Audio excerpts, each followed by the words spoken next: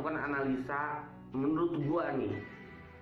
Gua di sini bukan sebagai pakar otomotif ataupun pakar pembalap, tapi gue di sini berpikir secara logika. Yang tadi gue lihat nih ya guys ya, Marc Marquez jatuh dengan di momentum 70 derajat. Dia pada saat belok itu 70 derajat tuh menurut gue tuh udah rebah banget ya guys ya. Ada kemungkinan mungkin dia hilang momentum saat belok terlalu rebah seperti itu.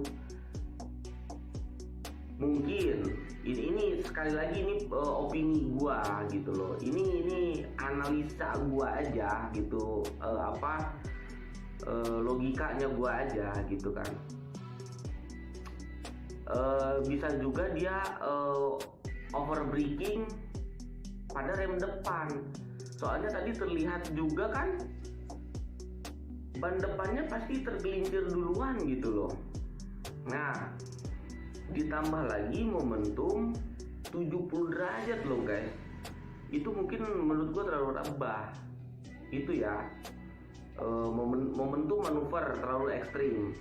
Dan yang kedua menurut gua itu gini guys. Aspal itu tuh kan Mandalika tuh baru diperbaharui lagi, dan juga berarti aspal tuh kan masih baru-barunya.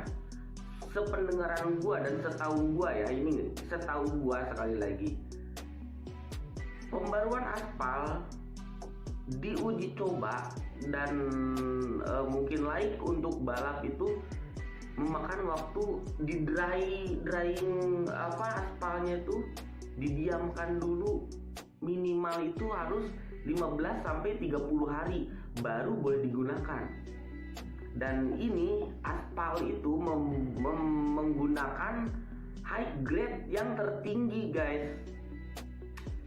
Dalam jangka waktu setelah selesai pengaspalan 3 hari langsung sudah bisa dipakai race. Nah, karena kualitas grade yang bagus dipakai race, banyak juga rider-rider yang crash gitu kan. Jadi mungkin si kerikil-kerikil yang di pinggir track itu guys, sebagian kecil masuk ke dalam track, dan itu yang menjadikan mungkin faktor sedikitnya penyebab kegelinciran itu guys. Nah, yang terakhir ini adalah kan sirkuit baru ya guys ya. Sirkuit baru, tempat baru, tempat pacu adrenalin baru. Menurut gua rider-rider MotoGP itu selain antusias ingin mencoba, dia pasti tes out of limitnya guys. Sampai mana sih kemampuan gue bisa mencoba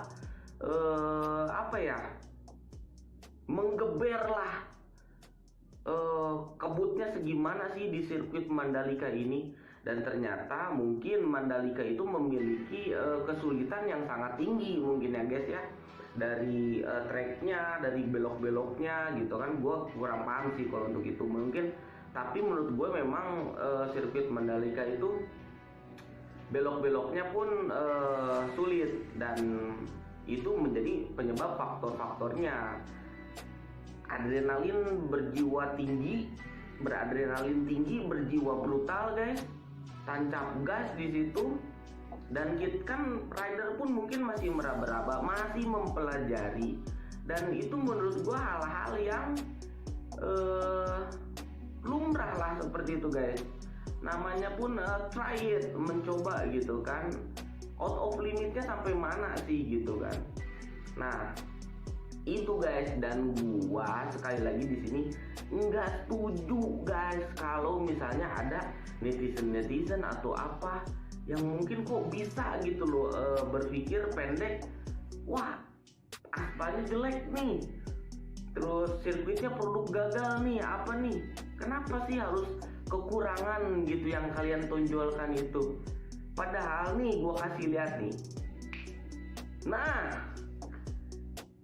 sudah bersertifikasi grade A ya guys ya. Mandalika itu mempunyai aspal, tempat pacu, semuanya sudah di-inspection, semuanya sudah diuji, semuanya sudah melewati uji quality dan mendapatkan hasil grade A ya guys ya. Nah udah kalangan tadi muka gua.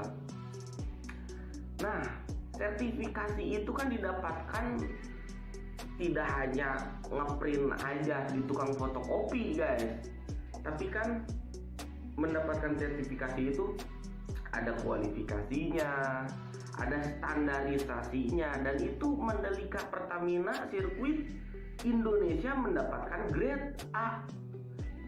Jadi gua sangkal dengan gua sangkal dengan keras lah kalau misalnya memang kalian berpendapatan itu aspalnya jelek. Tuh tadi udah gua liatin ya guys ya, bahwasannya aspal sirkuit Mandalika itu mempunyai highest grade ya, grade A loh guys, nggak main-main loh. 2 kali pengaspalan. Memang sih mungkin yang pertama kan namanya juga Indonesia baru mempunyai sirkuit, tapi hal itu langsung diantisipasi, diatasi, dan diperbaiki, langsung mendapatkan grade A kan. Jadi tidak dipungkiri sekali lagi bukan karena aspal, faktor aspal ya guys ya. Dan juga Mandalika International Circuit ini sirkuit yang bagus lah, dari mulai fasilitasi dan lain-lain ya guys ya. Meskipun gue juga belum pernah ke sana, tapi seenggaknya gue pun membaca dong gimana sih sirkuit ini. Nah ya guys ya, tapi bukan di sini ya gue tayangkan, bukan opini hanya dari gue guys. Tapi nih, lihat nih, salah satu fans gua, Mas Ridwan Hanif, telah meninterview beberapa pendapat tentang faktor-faktor penyebab terjadinya crash gitu kan, pada khususnya pada Marc Marquez dong tentunya ya guys ya. Nih gua kasih lihat cuplikannya ya guys ya. What do you think about the asphalt? It's good. The asphalt is good. Tuh, Mas Ridwan di sini langsung bertanya ke pembalap Moto2 dulu. Your time is faster in the testing? Bu ini kalau nggak salah ya namanya. Dia pun Tadi kan udah dengar mengatakan dari oke. Sibo ya. Iya. Katanya aspalnya bagus. Anak-anak Ini. MotoGP asik. Moto tuh kayak kenal banget kita Lu semua. dengerin sendiri menurut Enggak. Terus yang Mas Rifat ya guys ya. satu katanya licin, sekarang Iya. nggak licin. Udah aman. Nah, tapi kan tadi lu lihat ya, udah lihat kan Udah. Bastian ini sama Marquez. Marquez jatuh. Itu menurut lu karena apa? Oke, sebenarnya kalau masalah jatuh, pertama-tama semua itu kan tetap manusia yang nyetir, ya kan? Betul. Yang riding tetap manusia. Tapi memang faktor lainnya adalah faktor track. Ada 2 jatuh yang berbeda menurut gua. Si Marquez sama Bastian itu dua-duanya beda. Betul. Kalau Marquez, karena kita nggak ada kamera dari depan, tapi kita kamera dari motor, banyakan lihatnya, yang lebih jelas dari situ. Kelihatannya kalau Marquez terlalu rebah aja. Terlalu rebah, karena itu kan Tipikal cuma Marquez. 12 kan? Iya. 10, 11, mau ke 12 tuh belok ke kanan itu. Memang kalau lihat waktu gua cobain ya, bukan gua usah tahu, tapi 10 itu kan patah banget. Terus 11 ke 12 tuh emang ada continuity-nya gitu. Jadi mungkin dia bisa masuk late braking. Tapi emang sedikit terlalu rebah, itu asumsi gua. Tapi kalau yang satunya lagi, kalau lihat jatuhnya depannya jatuh duluan, itu ada something wrong. Understeer yang disebabkan mungkin ya bisa remnya terlalu ngelok, karena begitu motornya kalau ngerem kan begitu ya, lurus kan, daya remnya lancip kan, semuanya ada di ban. Tapi begitu udah miring, kalau kerem dikit, itu kan daya gesek sama aspalnya dikit gitu. Nah kelihatannya dia understeer jatuhnya depan duluan. Kalau Marquez tuh sliding jatuhnya gitu, belakang gabruk gitu. Kalau yang ini depan. Jadi ya 2 hal yang agak beda. Kalau posisi aspalnya kayak gimana, gue belum dapat review sama sekali. Tapi kalau ngeliat ini namanya testing, pasti mereka tuh udah limit banget. Benar. Jauh lebih limit daripada waktu balapannya. Ya, Biar tahu ada resikonya. maksimalnya ya berapa Betul, ya. Betul. Iya, tapi gila sih kenceng itu jatuh tuh gua. Aduh. Enggak, tadi pagi lebih kacau lagi. Kenapa? Habis hujan gede kan, tiba-tiba gue lagi nonton di box kan, kita box theater kan. Tetap aja remnya di ujung. Gue bilang nih, kalau gue normal gue ngerem di sini. Enggak, tetap kayak kering. Gue bilang oke, hormat bos. Nyalinya nggak ada. Motor gue hormat dah. Nyalinya nggak ada batas. Aduh. Ngeri. Iya. Oke, Oke, buat insight-nya. sip.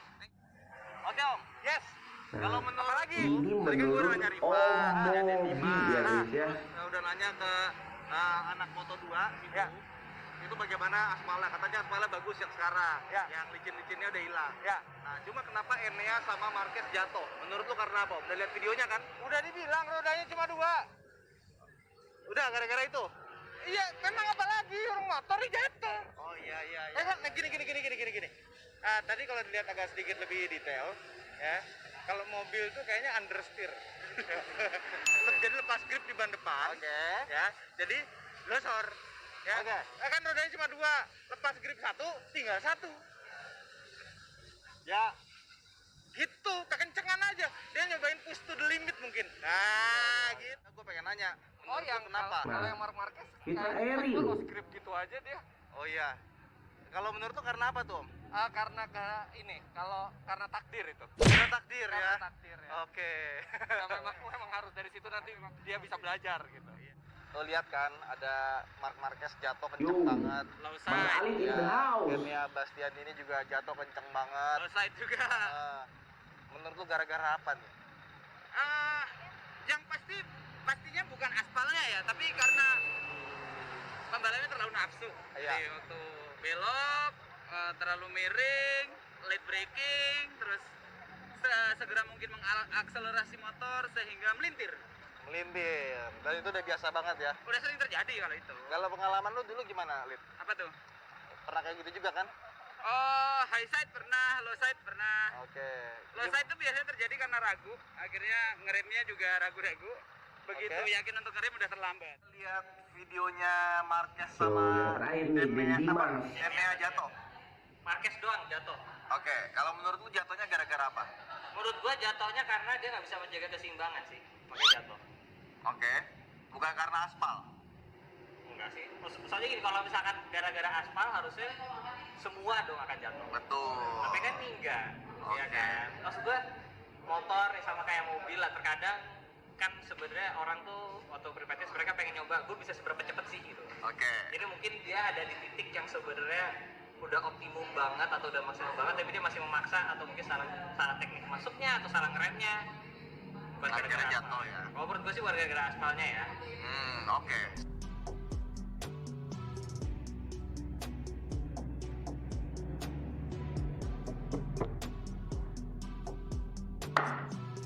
Kalian udah dengar kan? Itu kenapa gue ambil referensi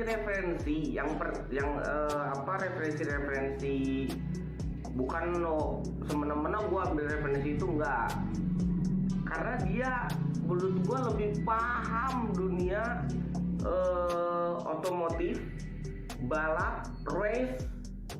Itu tuh orang-orang hebat loh guys. Mas Ridwan Hanif, Mas Rifat, Om Mobi, Vita Eri, Mas Alit in the house, dan juga yang terakhir tadi siapa, Den Dimas. Gak ada gitu loh, mereka pun gak ada bilang bahwasannya oh aspalnya jelek nih, oh ininya jelek nih. Enggak guys, semua itu berpikiran dengan logika dulu, sistematis gimana mengendarai, terus potensi-potensi, faktor-faktor, analisa terjadinya jatuh gitu. Itu loh yang harus digituin, ya kan guys. Bermacam-macam analisa, dan tapi tentunya yang masuk logika dong ya guys ya. Itu menurut gua sangat-sangat masuk good smart gitu loh. Smart banget, memang seperti itu guys dunia balap itu ya. Gini juga gua dulu balap guys, apa yang nggak gue iniin, Yong Jaya, ART, apalagi SND, HRS, apalagi Yoshimura, apalagi jualan, maksudnya gua dulu gitu, jualan knalpot ya guys ya. Nah jadi kembali lagi bahwasannya